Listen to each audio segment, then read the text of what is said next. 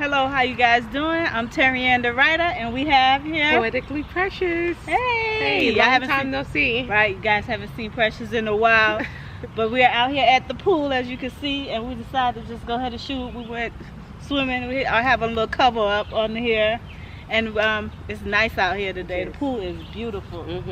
So it was a great swim. Right. So I was like, let's just go ahead and do a video while we're at the pool. It'll be a nice little background, different atmosphere. So today we're talking about interracial dating. I recently just wrote a script for a contest that I entered into about interracial dating, about a young white boy and a black girl who decided to date, but one of the white boy parents didn't approve of it. And somehow or another they separated themselves from each other, and something happened to the white boy because the parents pushed them to someone else of the same color, same stature as far as financial stature. The parents had money, and you know, it's almost like that Romeo and Juliet type of thing. Right, you know what exactly. I'm saying? So but the reason I wrote it, and the reason I want to talk about it, because I wrote it and I put it in the contest for hopefully, fingers crossed, that I win this contest. If you guys read this, you'll know she's going to be the winner. Precious edited it for me. She's a good editor, and I'm a fan of hers, right, because I really enjoyed editing it. Yeah. So as I was saying, something happened to me as a child. The reason I wrote it, when I was about 12 or 13 years old, I was in middle school. This white guy, was the same age as me, had a crush on me. And I kind of had a crush on him too at that age. But because of my family, not his family, I don't even know if his family even knew that we were considering dating or talking. Because like this, he had a pool in his backyard, and we used to go swimming in his backyard. And my mother's friend was his neighbor.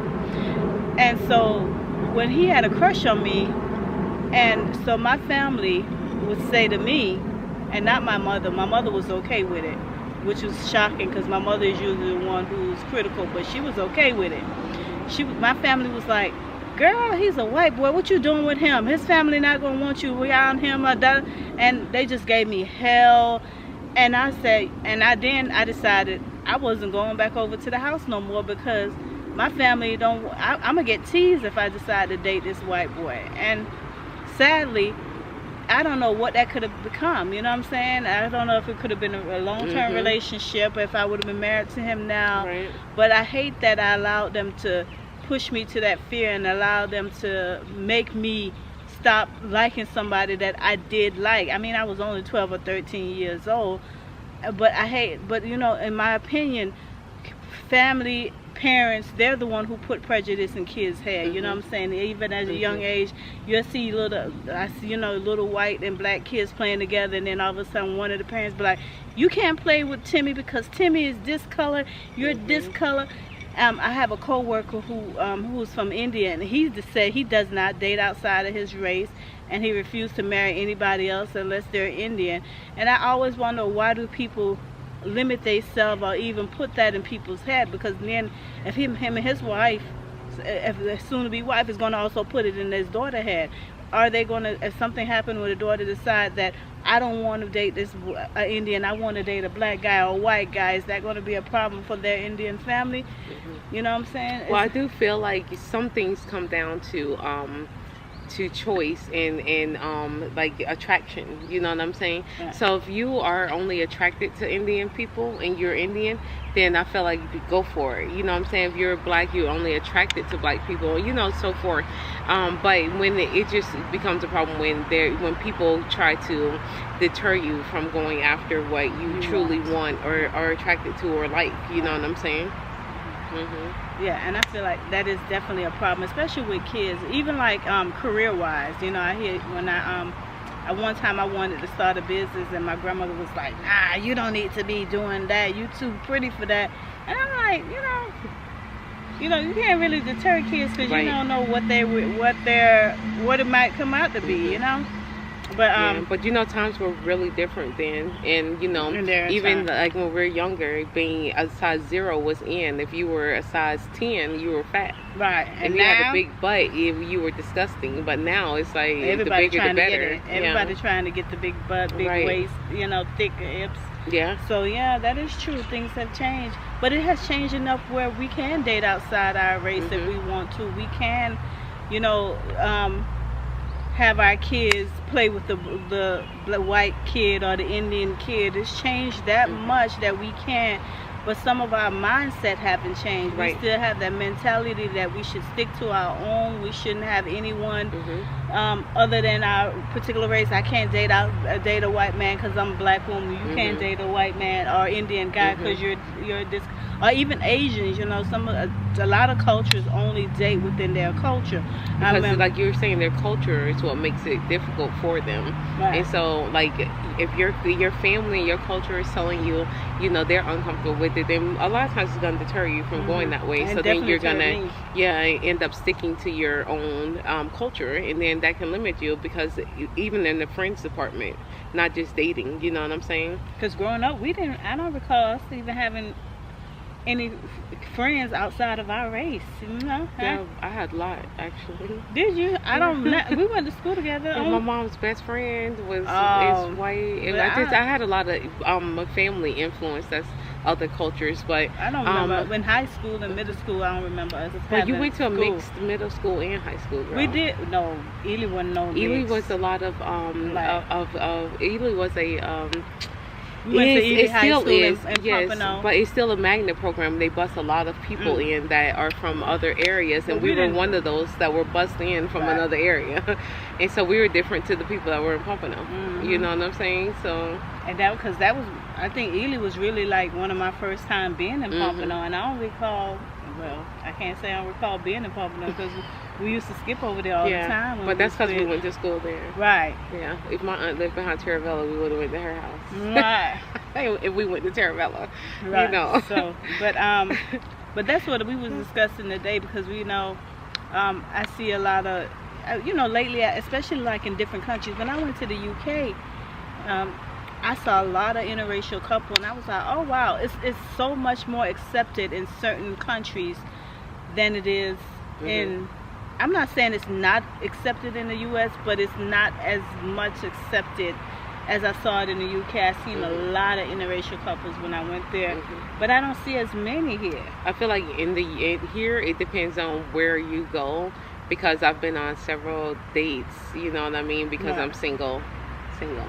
But I've been on dates, and and if I go out with a white man, you know what I'm saying, a lot of times we go to an all black place, then we don't get a lot of head turns. We don't get a lot of we don't get a lot of, but I mean we get a lot of stares as if, why are you with him?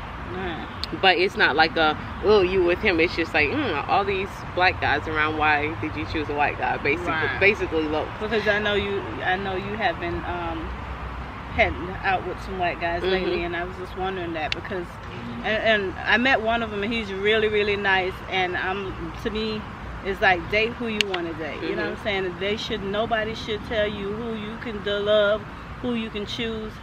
Date who you want to, as long as they treat you right. That's all that counts to me in the end. Yeah.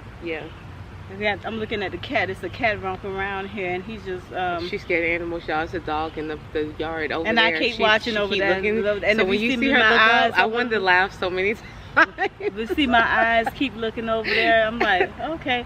But it's gated, so it's fenced. So it's like, okay, we kind of good since it's fenced in a little bit. Oh gosh, that is too funny. Yeah, that was. I was like, But the cat, But anyways, that's what we was talking about. Guys below, just let us know how you guys feel. If you're in a interracial relationship, do you have people staring at you? What was the problem at the beginning?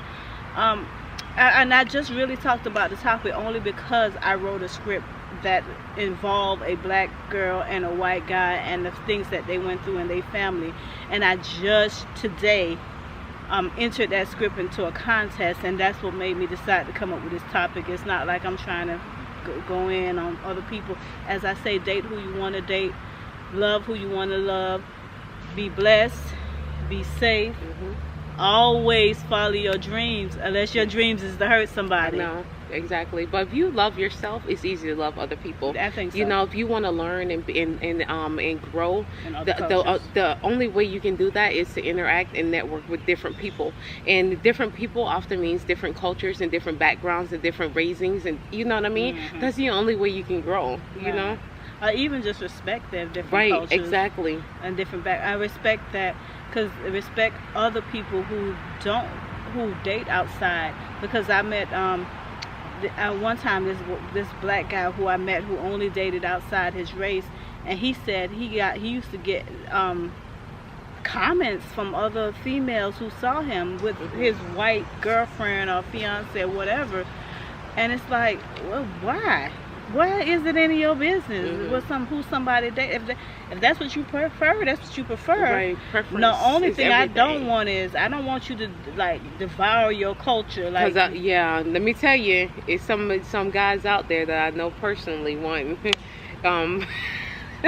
that thinks that, you know, blacks, his culture, when he's black, a black person, and you know, that's a good topic, you know what I'm saying, because he's a black person, and he feels like that his culture is demeaning to him. It demeans him, you know, to be that he's a black person, and he thinks that the culture is garbage and trash, and he just always talks bad. But he thinks that, you know, whites or Asians are superior to blacks.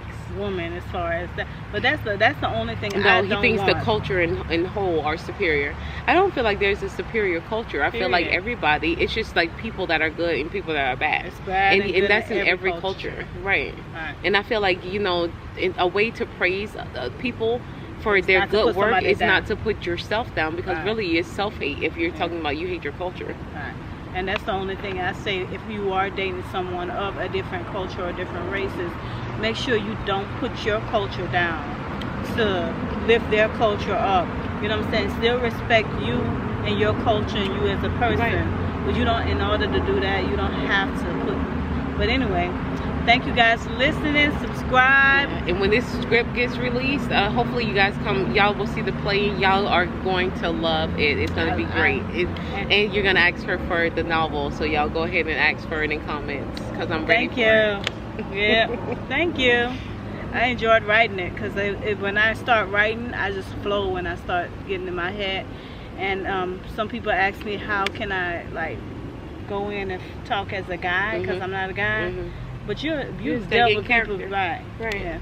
And sometimes I put myself into the character, but I did enjoy writing this. I'm hoping I win this contest, you know. So cross your fingers. Be blessed. Be safe. Always follow your dreams. Unless your dreams is to hurt somebody, then don't do that.